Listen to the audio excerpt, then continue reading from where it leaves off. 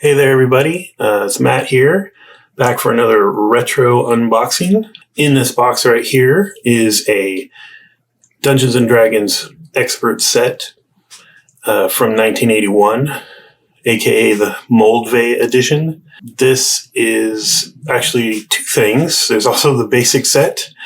The lot included both. And based on the photos, you may have seen my previous unboxing of a basic set. And based on the photos of this lot, the box set for basic in here was just much better condition. In fact, I'll show you real quick. Here's the one we unboxed. And, it is beat to hell. The cover is depressed into the box. It's been around. So the pictures in this lot showed a much nicer looking box. So I was like, I couldn't resist. I had to get this lot. I wanted the expert set anyway. So it's win-win.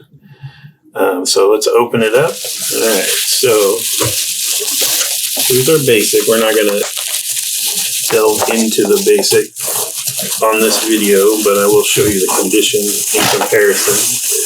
And underneath, hopefully, is our expert. Yep, give me just a minute to get these unwrapped. Oh my gosh, yes, a million times nicer condition. Okay, real quick. So side by side, my old one versus my new. This is the old one.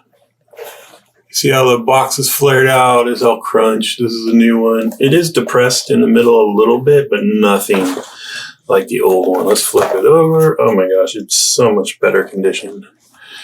Awesome. But we're not here to talk about basic today. We're here to talk about expert. This guy.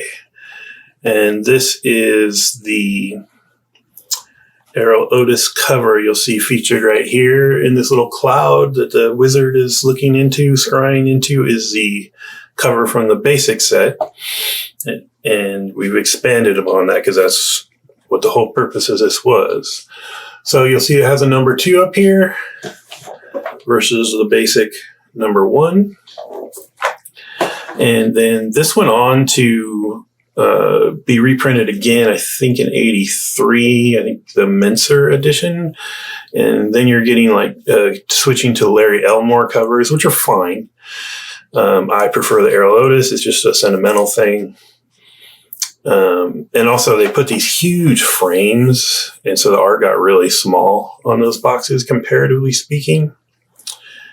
So let's look at what we got here. For use with D&D basic set. The original fantasy role-playing game for 3 or more adults. And I don't think, nowhere on here does it really say what they're trying to achieve with this, which was basically to expand the game and open it up to higher level play. So let's flip it over and see what it says. Oh, we got some damage here, but compared to my first basic set, that's okay. All right, yeah, we've got stop. Read this before purchase. This product does not stand alone. It has been designed to be used with the Dungeons & Dragons basic rulebook. It cannot be used by itself. Okay, so that is telling us there probably aren't complete rules in this box. Some reason in my mind I remembered it still having a basic rundown, but we'll open it up and see. Let's see. Also not seeing any designer or editor credits anywhere on the outside of the box. Got the cool old TSR logo there. All right, let's open her up. So this advertised having the dice from the set and the original crayon, which it looks like it does. I never in any of my old school D&D purchases had these yellow ones, but they definitely match the size and formation. They don't look like they've been used a lot. The 4-sided is still, as sharp as it's going to be in this mold. The 20-sided, notable on these 20-sideds is they're really small compared to what most 20-sideds are today. In fact, I have one right here. You can kind of, I think, get a sense of the difference. But it's cool to have those dice. And now I'm looking at them. What's missing? The six-sided is missing. Those turkeys. Oh well. Got lots of six-sided, most common die in the world, right? Okay. Crayon. Why is there a crayon if you've never seen anything like this? Is because these things are so cheaply printed, I guess you would say, that they're just punched in numbers or molded in numbers that are kind of hard to see. So you would color in the number with a crayon, wipe off the top. It would sit in the grooves of the number, and you'd be able to read it easier. All right. We got the standard TSR 1981 catalog. I went through this extensively in the basic unboxing if you want to get more of a flair or more of an idea of what was going on with that. So I'm not going to bust through all this again. I'll get trapped going down memory lane if I do that. So anyway, it's cool that it's in there. What else do we have? Oh, I do not like how they... Uh-oh. Okay, well, number one, they put this in the box at an angle. So look at that. Oh, that's not cool. Big old fold. And it's a really good condition. This is, real quick, the Isle of Dread Dungeon Module X1. So this is the original module built into Expert Set. You would get this with the box set. It's actually a really cool module because it included hex crawls, and I'm going to go into the book later. It's such a good condition that the fact that they put it in the box and let it get bent like that really sucks. But probably more noticeable, where's my rule book? Okay, I'm going to check the basic box. Maybe these people aren't D&D fans and didn't know what goes where. Let's take a look.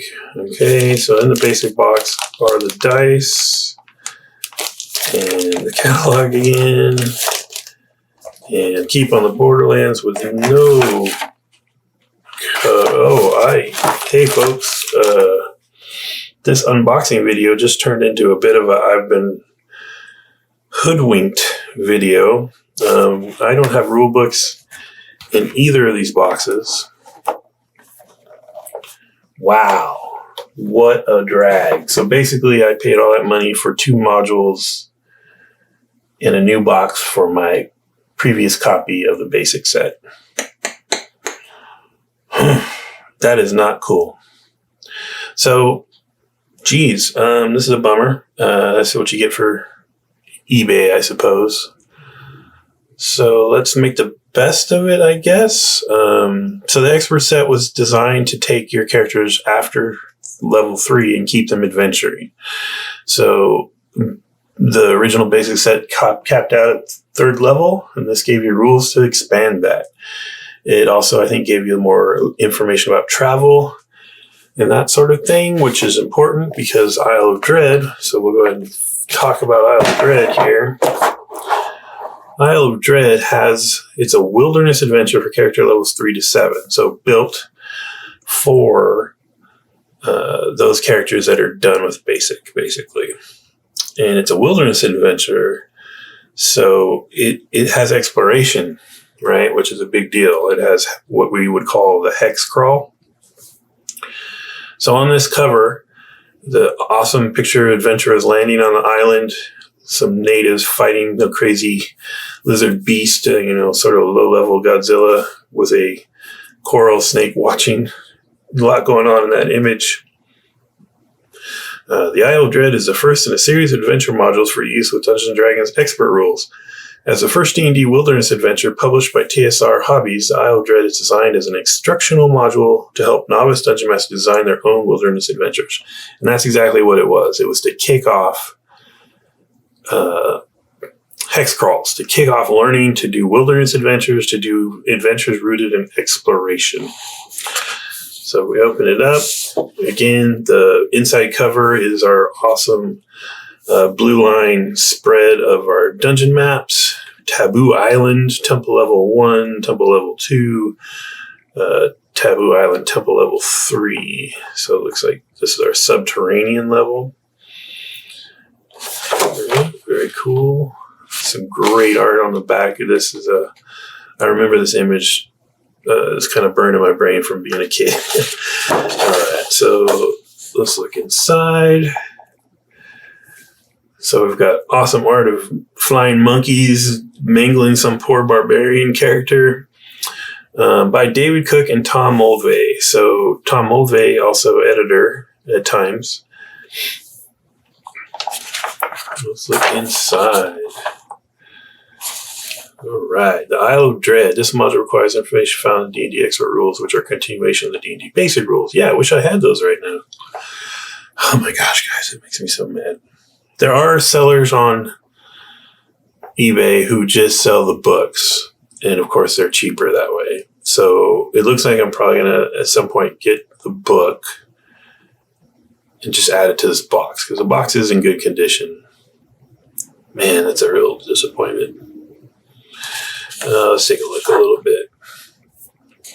The Isle of Dread is a wilderness adventure module in 5 parts. Part 1 is the introduction, which outlines both the adventure and the fantasy world it takes place in. Part 2, the Isle of Dread, is the first stage of the adventure. It includes getting to the Isle of Dread, exploring the main island, and setting up a base for the next stage.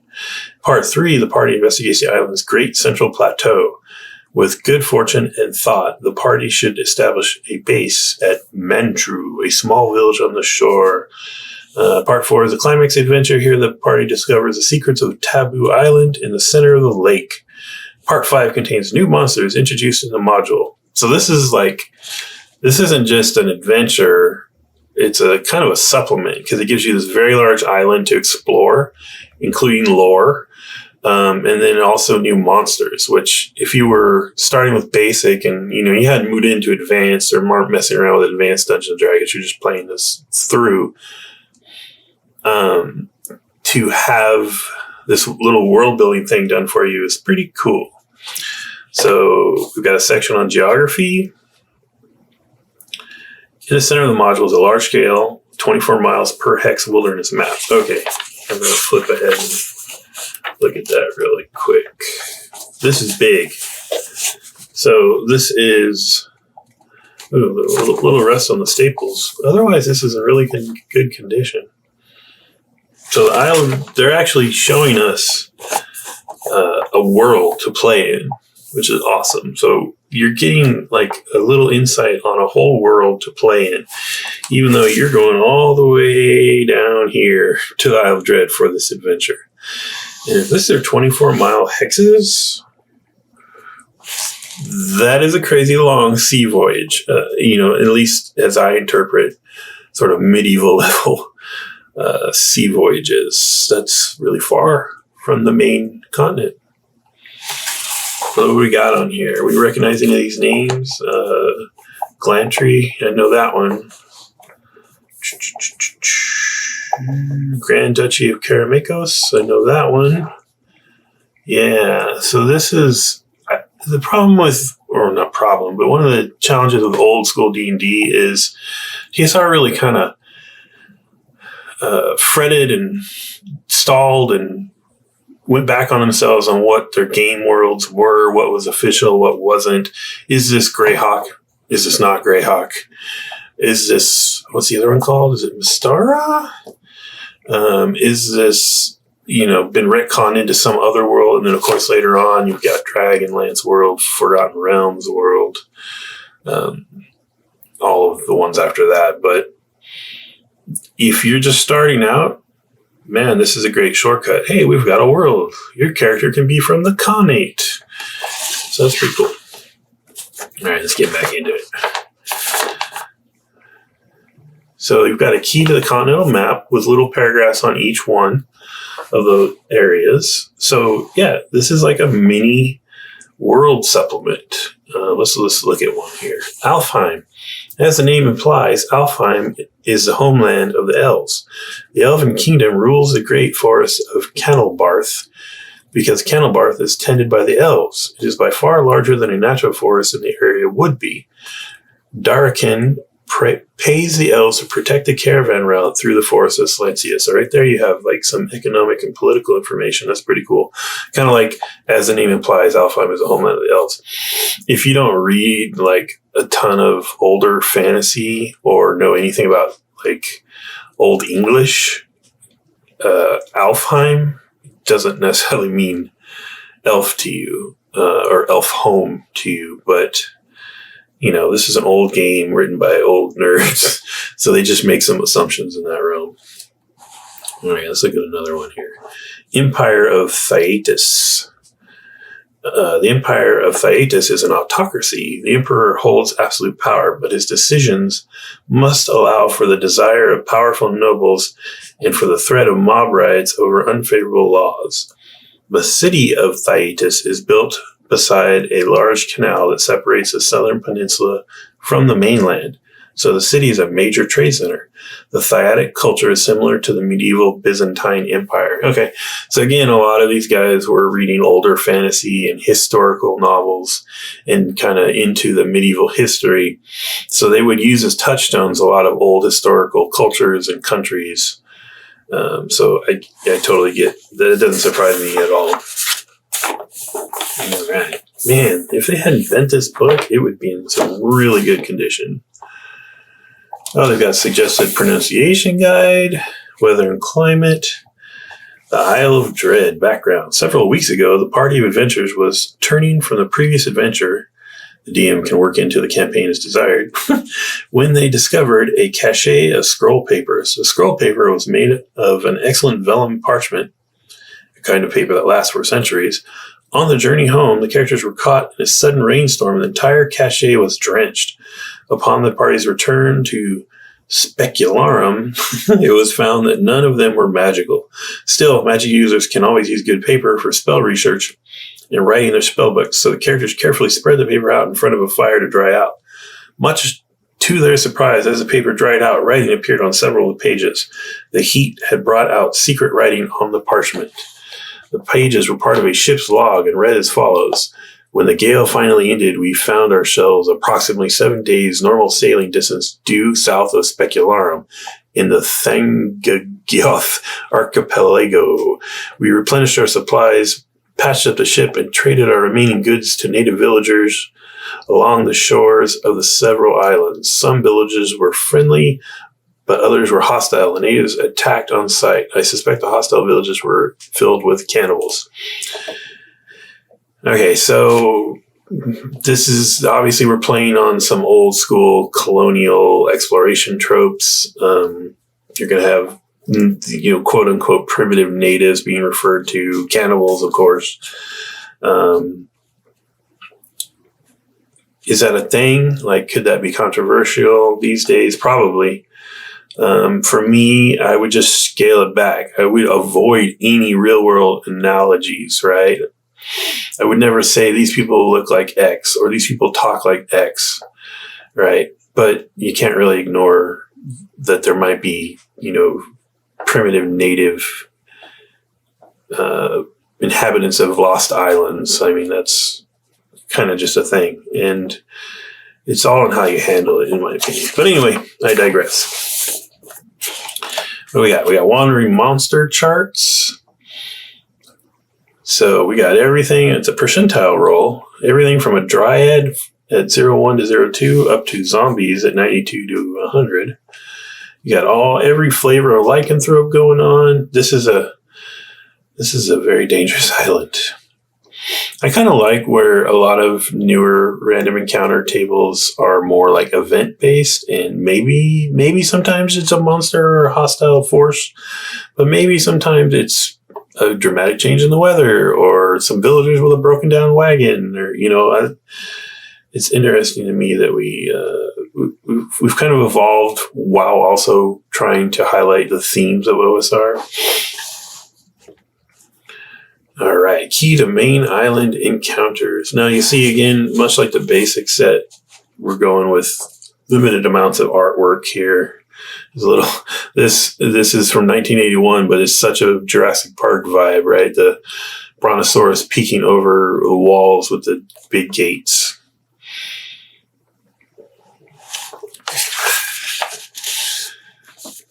So we've got encounter areas, including places like Jaws from the Deep, Lair of the Sea Snakes, Caves of the Rock Baboons, Lair of the Giant Squid. No pictures for any of that, unfortunately. Look, Key to Rakasta Camp. So we've got these cat folks riding cats, rude. And they're called Rakasta. I want to say that these get turned into the Rakshasa in later editions in the monster manuals and such.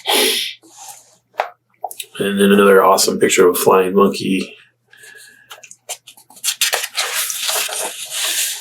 Here we've got a spider eating a knight. Aranea layers. So these are giant spiders.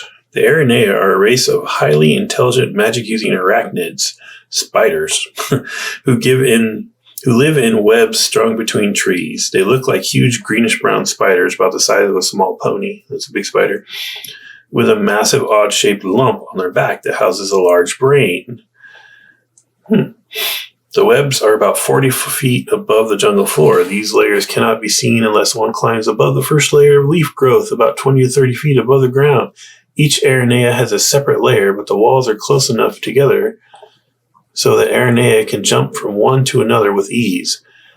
Part of the webs are roofed over with a waterproof mixture of leaves, bark, twigs, and strands.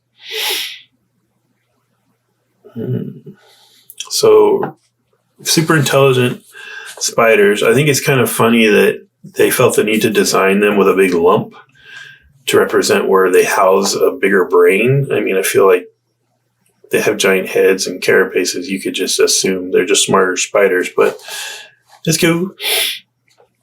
Plesiosaur menace. We've got the plesiosaur chomping on a guy here in a little sketch. Again, these are really simple drawings. We're not seeing a lot of the more detailed stuff. All right, so this is the village of Tanaroa.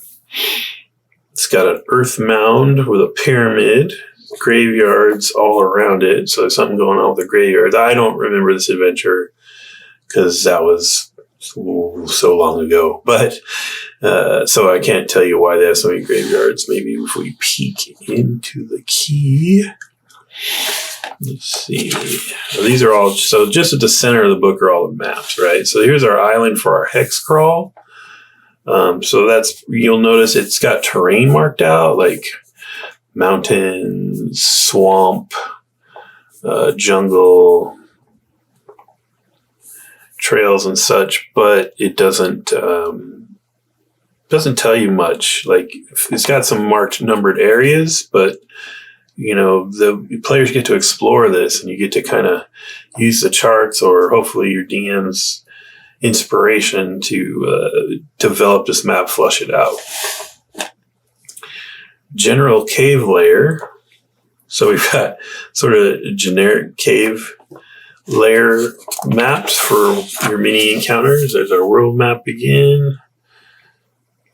And it's interesting. See, it obviously has the labeled areas, but it just says the continental map. It doesn't give you a world name in here.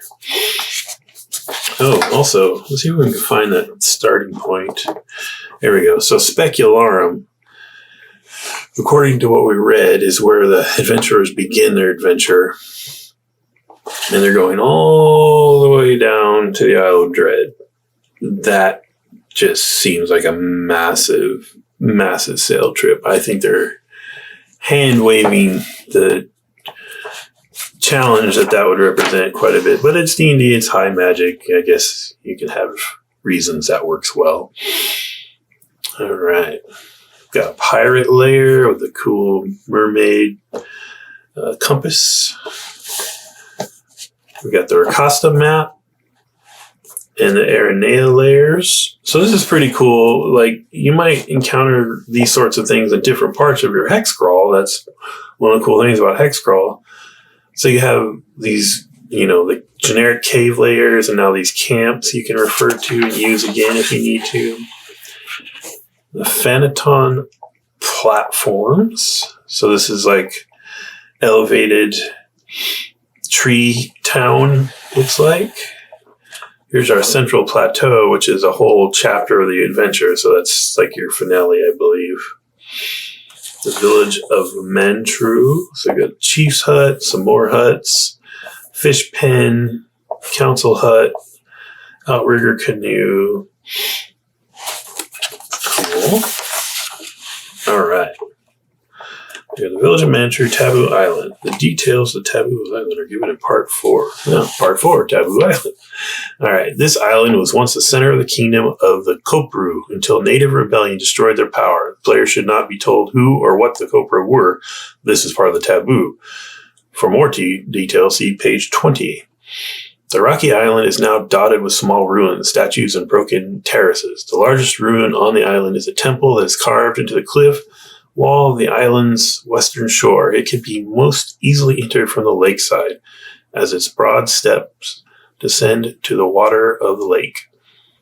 This is where the players will begin the final stage of the adventure. The lair of the headhunters is on the first level of the temple complex. Okay, so on Taboo Island is where the cannibals hang out. So, it's not as imperialistic as you might be concerned. Like, I think the natives are productive, legitimate culture. They've thrown off these evil cannibal rulers in the past and made it a taboo to go there. So the cannibals are outliers. It's not like, primitive men. They're obviously cannibals. They're these bad guys. They're outliers. The good guys are here for your players to work with. What else we got here? The boiling well. That just sounds awesome. It's a cool picture. That guy is in full chain with a shield up to his neck in liquid. That's a bad idea. In the center of the hallway is a circular shaft of carved stone that descends out of sight. 65 feet below the level of the floor, the shaft is filled with boiling water. The shaft forms a U, trapping water at the bottom. The other end of the U opens into a ledge overlooking the great cavern of level 3. This water is heated by volcanic action. Okay, well, at least they explained why there's boiling water. Characters may swim the distance, but unless they have some method to protect themselves from the boiling water, they will suffer 2 to 20 points of damage.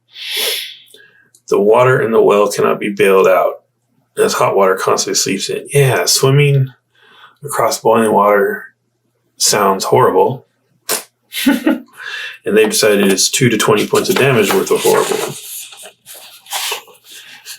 All right, let's look for key to the 3rd level. Let's just kind of go through and look at something that jumps out.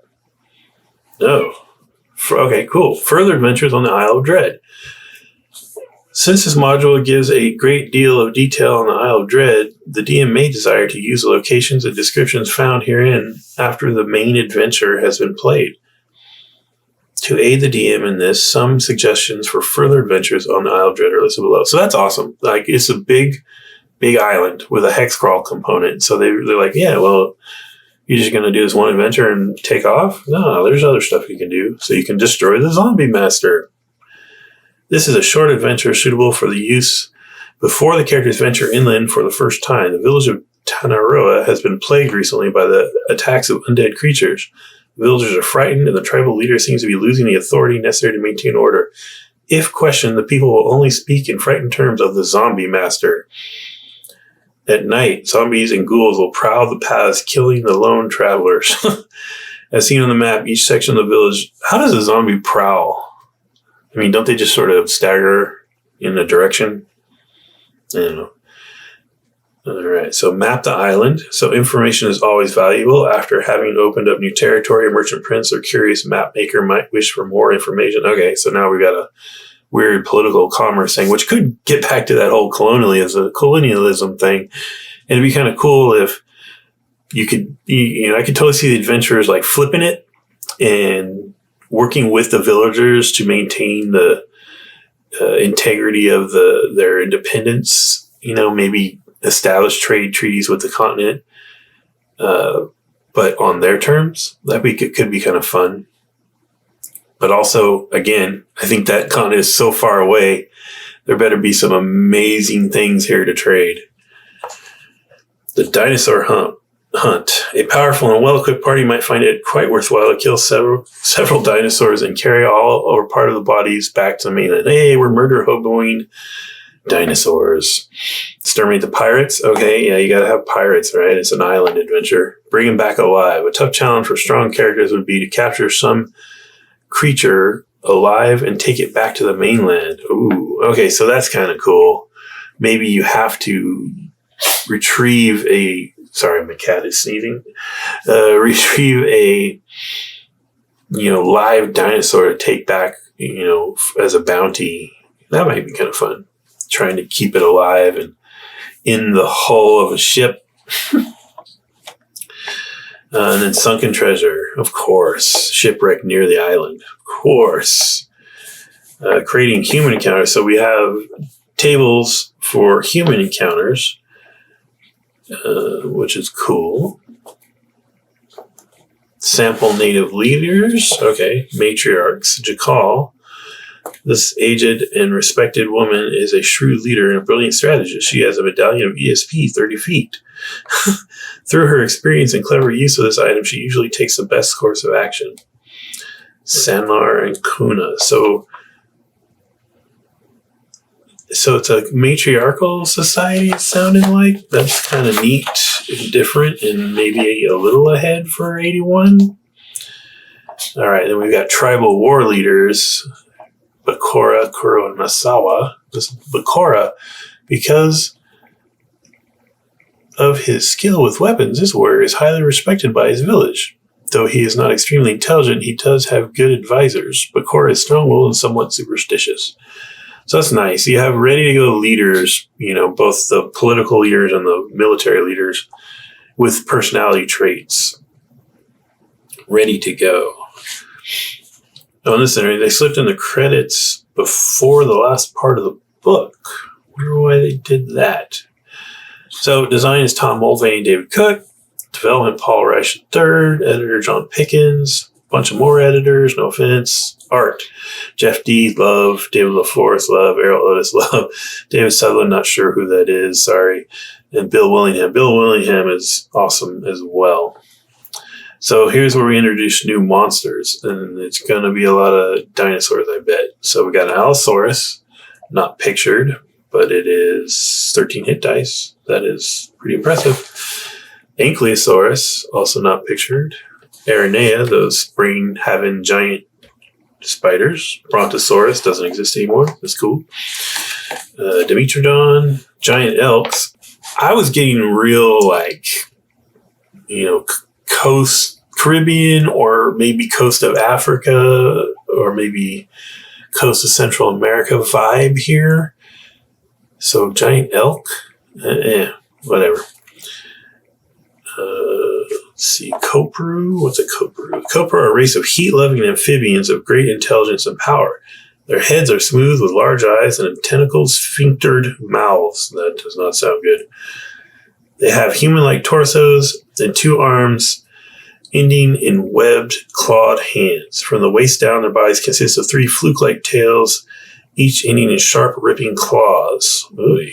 Okay, so here's a picture of the Kopru, if you can see that. And it's like a mermaid, if a mermaid was part colorful goldfish, part man, and part lamprey. Yeah, that's a combo. All right, this is going to be this native as an entry in their new monsters, which I don't know so much, but let's see what they say. Natives are primitive people who live in jungles, wilderness, or on tropical islands. The warriors of the more warlike tribes, including cannibals, will be first-level fighters, but the natives of peaceful tribes are mostly normal humans with fewer high-level leaders. For every 20 natives, there will be additional second-level fighter. Okay, so it's literally just kind of giving it to you for fighting. No comments too much on the culture there. And then the Phantom, which are those cool flying monkeys, and this is a Willingham picture right here. The The Phantom look like a cross between raccoons and monkeys. They are roughly halfling size and have 4-foot-long tails that can grasp objects and even manipulate them clumsily. For example, when fighting in the trees, a Phantom will often warp its tail around a branch for support. In addition, Phantoms have membranes of skin stretching from arm to leg. They can spread and glide from branch to branch. They have +2 bonus on all saving throws due to their small size and agility. For every 30 Phantom, there will be a clan war chief. Okay, so they're actually intelligent creatures, which is cool. They remind me a lot of another old school TSR game. Star Frontiers had a playable race called the Yazirians, who also made it into Spelljammer and then got axed and or retconned in Spelljammer because of their origin story involving slavery. Yazirians are super cool. I loved them in the old school Star Frontiers. All right, and then we have the Rakasta, a race of nomadic cat-like humanoids. They walk erect, much like humans, but are covered with soft, tawny fur and have feline heads and features. The Rakasta fight with special metal war claws fitted over the natural claws. Oh, that's kind of cool. The Rakasta can use normal weapons such as swords, but generally disdain them, preferring to use their natural weapons. So, the Rakasta often tame saber-toothed tigers and then ride to hunt or battle. Okay. The only thing with that, and I've had this in other games that had like wolfkin in them. I always play it like they're offended when people ride wolves or try to domesticate wolves. And I feel like them riding saber-toothed tigers would be kind of like a human, almost like a human trying to ride a gorilla. I don't know. It doesn't work for me, but whatever. Also, there seems to be kind of a sort of Middle Eastern vibe, maybe Arabian Peninsula vibe, or North African vibe to their look, which is cool with me, but does that work with this sort of tropical adventure? Yeah, maybe.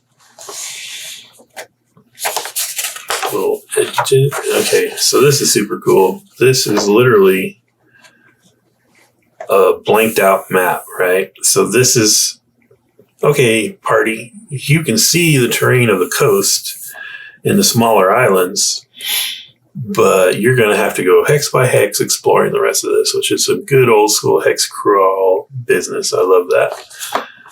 All right. This is another Willingham that I was talking about earlier. Well, so that is Dungeon Module X1 Isle of Dread, one part of what is supposed to come in the Dungeons & Dragons Expert Box Set number 2. Wow. So this went from being a very full-on unboxing that I was going to be pretty excited about to a eBay got me video. So I will probably at some point try to get a nice copy of the rulebook because, like I said, they are sold singly a lot. So I can add it to this cool box because this box is in pretty darn good condition for being 42 years old. So at that point, maybe I'll do like a little addendum video where we go through just the rulebook and try not to curse my eBay seller.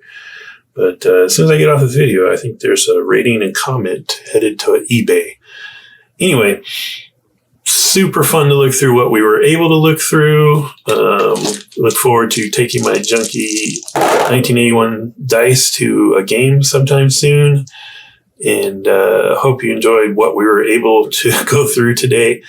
And keep a lookout for maybe an addendum in a few weeks. So that's it for now, guys. Thanks very much.